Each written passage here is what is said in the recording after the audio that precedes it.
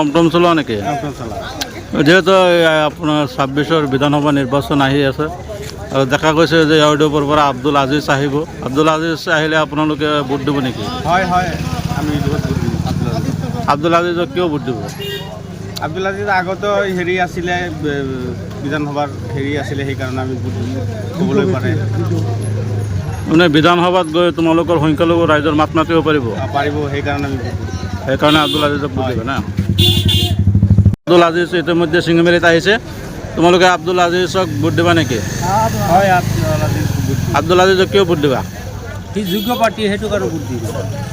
আব্দুল আজিজ যোগ্য? হয়। আব্দুল আজিজ পাছ কৰিলে কি কাম হ'ব? সি আমাৰ মাইনৰিটি এলেকাৰ কাৰণে সি মাত মাতিব পাৰিব। সংখ্যালঘু ৰাইজৰ হৈ মাত মাতিব পাৰিব না। তুমি কি কৰা? মই